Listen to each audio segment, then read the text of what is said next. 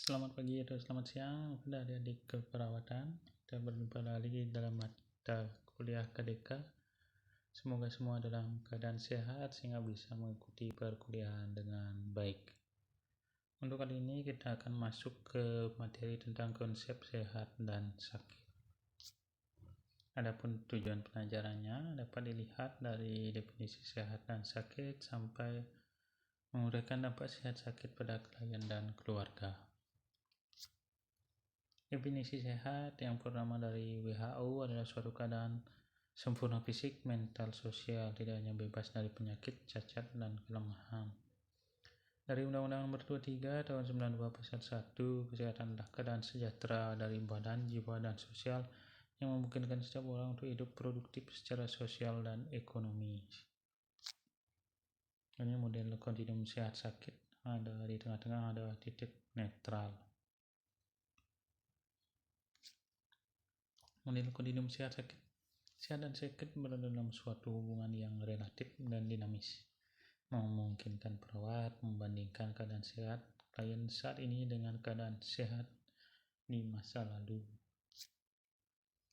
Model keyakinan kesehatan ada komponen pertama, persepsi individu tentang kerentanan penyakit. Komponen kedua, persepsi individu terhadap keparahan.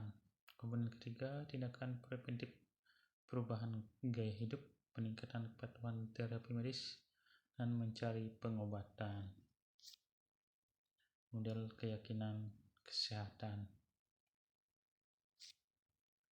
Model keyakinan kesehatan membantu perawat memahami berbagai faktor yang dapat mempengaruhi persepsi, keyakinan, dan perilaku klien serta membantu dalam berencana perawatan sehingga meningkatkan status kesehatan dan mencegah terjadinya penyakit. Model peningkatan kesehatan fokusnya menjelaskan alasan keterlibatan klien dalam aktivitas kesehatan. Ada 3 kajian.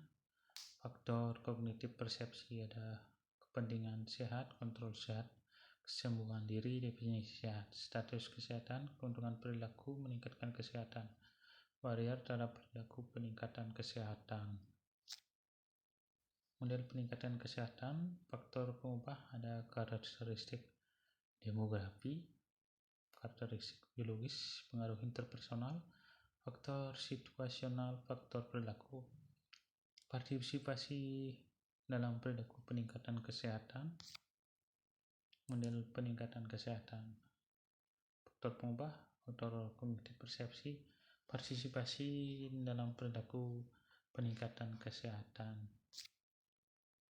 Model kesejahteraan tingkat tinggi. Sehat sebagai metode fungsi yang terintegrasi dan berorientasi pada cara memaksimalkan potensi individu. Klien sebagai orang yang paling tahu tentang kondisi kesehatannya, menghargai pengalaman klien untuk mempertahankan dan membantu proses penyembuhan. Klien berperan aktif dan bekerja sama dengan perawat dalam penentuan intervensi. Model agen penjamu lingkungan. Tingkat sehat dan sakit ditentukan oleh hubungan yang dinamis antara agen, penjamu, dan lingkungan. Variabel yang mempengaruhi keyakinan dan praktek kesehatan. Pertama, dari keyakinan individu. Keyakinan sehat, pola pikir dan perilaku individu terkait kesehatan. Praktek sehat, aktivitas yang dilakukan untuk memenuhi kebutuhan kesehatan. Variabel internal dan eksternal mempengaruhi bagaimana individu berpikir dan berespon serta bertindak terhadap sakitnya. Variabel internal ada dari tahap perkembangan individunya, latar belakang intelektual, persepsi tentang fungsi, faktor emosional, dan faktor spiritual. Variabel eksternal ada praktik di keluarga, faktor sosioekonomi, dan latar belakang budaya. Peningkatan kesehatan dan pencegahan penyakit. Pasif strategis, individu memperoleh keuntungan dari kegiatan orang lain tanpa harus melakukannya sendiri. Aktif strategis, individu diberi motivasi untuk melakukan program kesehatan tertentu.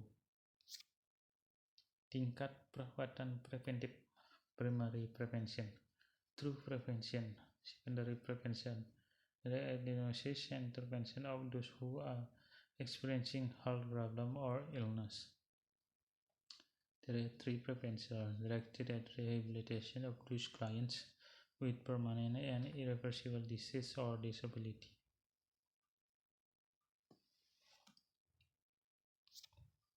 Faktor risiko meningkatkan kerentanan individu atau kelompok terhadap sakit atau kecelakaan.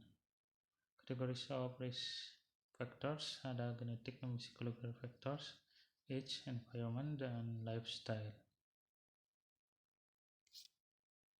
Sakit suatu keadaan di mana fungsi fisik, emosi, intelektual, sosial, perkembangan, dan spiritual seseorang berkurang atau terganggu.